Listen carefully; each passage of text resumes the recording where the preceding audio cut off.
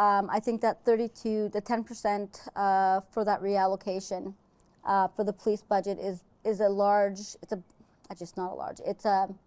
It's an amount of dollar that we didn't have before to put into something, right? So I think that is a way to do it. Some of it through that, but I think that when we're bolstering the community organizations that would actually be a part of this poverty reduction strategy, we're kind of matching that anyways, right? So if that 10%, which is approximately $32 million, is going into community services anyways to bolster them, to lift them, to give them the resources they need to do their job not only effectively but much more efficiently with more resources, with more help, that would definitely be a part of the poverty reduction strategy, right? So I think that when you make good decisions, right, when we make good decisions, things will work themselves out in that sense that people will start to be able to do the job that not only do they passionately want to do, but they're also equipped to do it and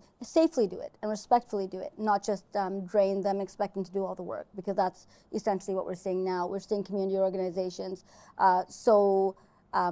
understanding what has to be done. They are passionate about it. They know the evidence-based behind it. They know the harm reduction strategies behind it. They understand it fully, but they just don't have the capacity because of bad decision making. So that's how I would answer that. You know what? I actually think that the solution to poverty is nice jobs. So you put no public resources towards the poverty reduction? I think that we have a really thriving poverty industry in Winnipeg already that is funded by public money.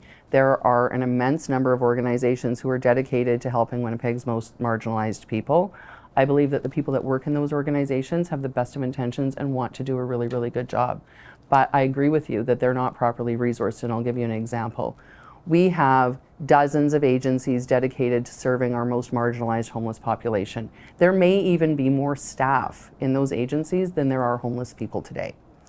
But right. Okay. No. But there are dozens of agencies, dozens of them. I have met with lots of them. And what I learned is that until and unless they are able to actually house an individual, delivering the rest of their services is very difficult.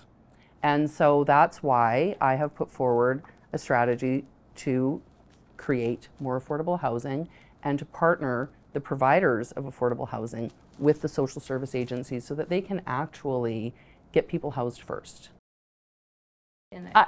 I don't agree. The outcome, right? That's what matters. Okay. Like, we're pumping money in and we're not getting the outcome that we want, and so something's got to change. That's it. But not enough money. I think you said that. I think it's funded, but not well enough. No, I think it's super well funded. I think we're not getting the outcomes because people aren't working together, and I think that it's because, and I think that it's because there are too many agencies trying to do too many overlapping mandates. And at the end of the day, what is poverty reduction? It means secure housing, a nice job, and the ability to provide for your own family. That's what poverty reduction is. I have made a commitment to cap the police budget to 20% of the city budget, or 18.3% to the city budget, equivalent to fire paramedics services budget. I believe that councillors do not have the power to direct police services, but one way that city councillors can is through fiscal policy, and capping the police budget will be the most efficient way to make that happen. Well, for example, part of the poverty reduction strategy would go to, talks about the need for housing and assistance with those that are struggling with mental health and addictions. I've committed already that one of the mayor's staff, as mayor, I would take one of my staff positions and hire an individual that would be a lead on homelessness and poverty, so that rather than have it an arm's length position, right in my office there'd be someone working to assist in that regard.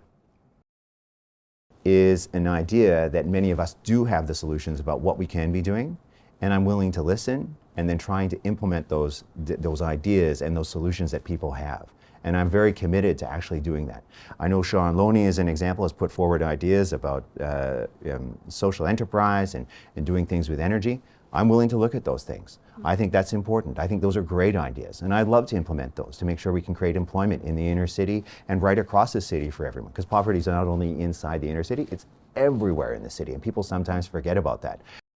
And we need to actually do something about it. And if if someone won't step up, then we need to step up, because it's our community. And at the end of the day, the city council and the mayor's office, the mayor is ultimately responsible for ensuring the overall health and well-being of all the citizens of our city. Okay. So. Sorry, you're I don't for- mean yeah, to. It's okay. You're for the community grants program. You would not be somebody who'd be looking to cut the community grants No. program. Okay. And then thirdly, we've announced a $100 million community land housing trust. And it's about looking at all the money that's out there now in the economy, and particularly real estate money. And can we go to investors and say, we can offer you a financial rate of return, but we can offer you a social rate of return in addition? Because you look at organizations like the Winnipeg Foundation, which has done so many amazing things in Winnipeg. They have $220 million invested in real estate. It's not in nonprofit housing in Winnipeg. And the housing trust will give them the ability to shift some of those resources to be invested in nonprofit housing. And the way the community housing land trust would work is to own the land upon which the nonprofit or the co-housing or the co-op housing can build, and to take that land out of market speculation and just make it so that the nonprofit sector doesn't have to worry about the part of the project that is pertaining to the land. And so these are significant shifts that will aid with poverty reduction, I think, significantly, in systemic shifts, and those are some highlights that I'm excited about. Who will actually own the land? The Housing Trust, which will be a nonprofit that is governed by the community, Okay. So, and what do you mean by governed by the community? meaning that there would be a board, and the board would have housing experts on there and heavy representation from the community.